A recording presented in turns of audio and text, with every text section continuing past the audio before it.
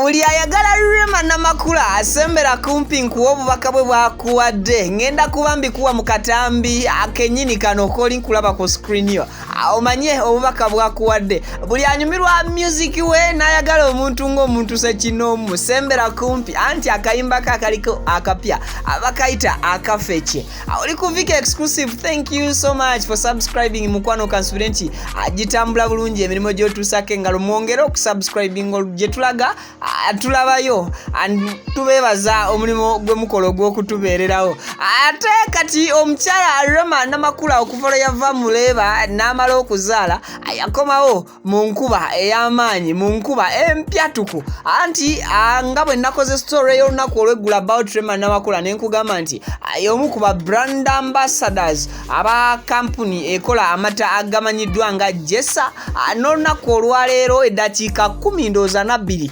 akavidiyo ako kola beziseewo emabega wolabidde story eno oyinza okuwanga ogirabye late but obudde bwenjikoleddemu abadde yakagita vidiyo eno mu ddakiika 12 okuva kati. So Rema Namakula ayagaliza buli muntu sekinoomu amazaalibwa aga Mukama waffe Yesu Kristu ag'emirembe gaba mazaalibwa gaba maki gali mafiirwa Viki toswala anyway ebyo bireke Christmas ennungi oba sekukulu. Yes Rema obubaka bwagenze maaso n'okubeera nga awa fans be agenda kubamba okuwa naye nga sinabukuwa kansooke nkujjukize nti Hajati Kaloddo n'akugamba musomi wa dduwa gwe wenna asumbuyibwa ebizibu ebyenjawulo oba oli overstressed just because of some issues Hajati Kaloddo ye solution akugamba waali era abeerawo nnyo ku lulwo naddala ng'ayita mu dduwa ze ez'amaanyi gwe ayagala passport visa agitayo ko buyisi ku namba ya simu eyo gyolaba oba omutuukirire wali eri ewakiso ajja kubeera nga oba oli awo kuvumula ebyo byennyini abyeweetaaga ebikusumbuye mbulamu bwo bifuuka olufumo.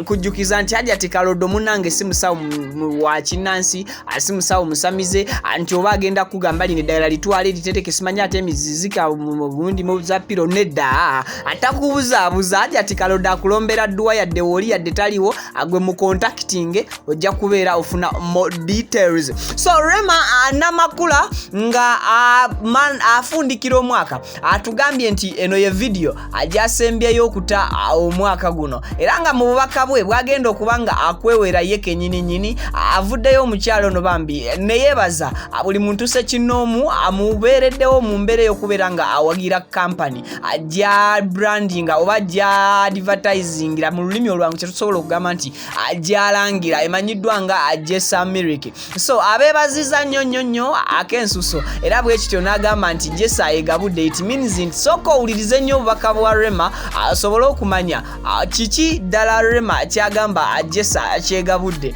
then okuva Rema lwe yamala okuzaala katono nnyo kankuzeeko kemabega ye post ye yasooka nga ebyo bwannakawere abitadde ebbali abasinga muyinza okwebuuza nti ddala kituufu Viki Rema atakyali nakawere.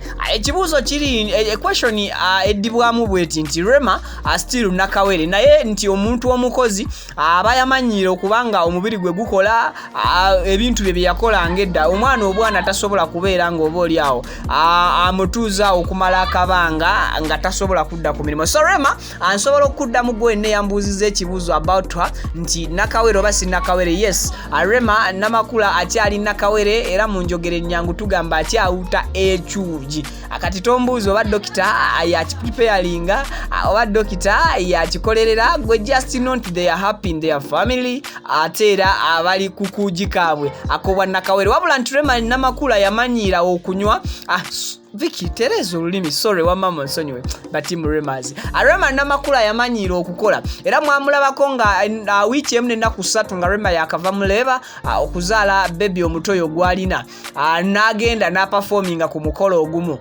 dakiika ntono nnyo ataawo ne tuddamu ne tumulaba nga atandise okukakkalabya emirimu gy'abakama be we yabadde n'omukyala Evelyne Namulondo recently wano nimbakolera story era ng'ali wamu ne Fig Famake ngera babadde wamu ng'ekibagasa essinti just honest babadde ne issues ez'amaanyi nti oba zibetaaga okusolvinga just because nti ekyabagasse gwabadde mulimu FIFA Maker abeera ambassador naye kusaidizayo mu kampani ya Jessa okwesako omukyalo ono Rema Namakula nga naye ambassador mu Jessa Milk oba Jessa company. So I think ndozaawo temufunyeewo kubuzaabuzibwa nti bannyonnyodde bulungi. Katugende butereevu mubaka bwa Rema Namakula obwa Ssekokkulu eno ate bwe mmala okubukuwa then nkujjukize nti katono nnyo nga sinabukuwa.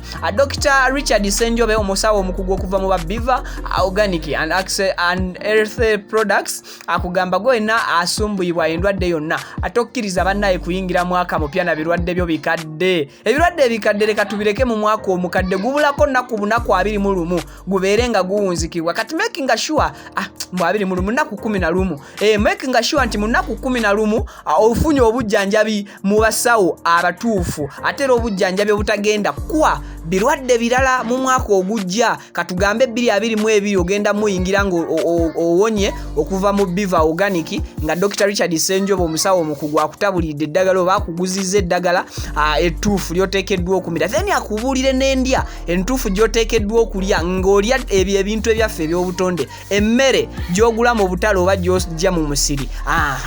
Kati awo ogenda okuyingira omwaka omupya wajjanjaba ebirwadde ebikadde ate bakuwa n'amagezi agabutya bw'osobola okumalako omwaka ogwo omulala mulamba nga tozzeemu kulwala nga gwe kennyini gwe wejjanjaba. Abo abakikola si balala babayita ba Biva Organic.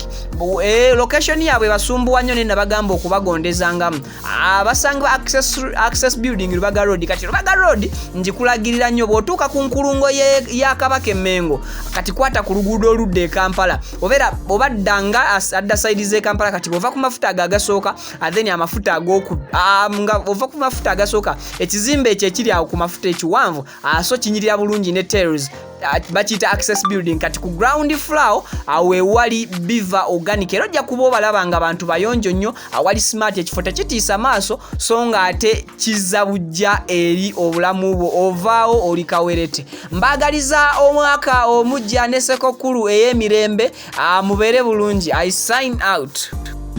I wanna wish you a Merry Christmas. I wanna wish you a Merry Christmas. Mbagaliza Ssekokkulu ennungi n'omwaka omulungi. It is that time of the year again when we come together to celebrate Christmas with good friends and family. It may not have been the most exciting year, but regardless, we must always be grateful for all our wins. Both of Christmas, Jessa and I would like you to sing along with us some of your best Christmas songs for a chance to win amazing gifts. All you have to do is record yourself singing your favorite Christmas song. Post it using the hashtag JessaCarol and stand a chance to win a surprise gift from Jessa.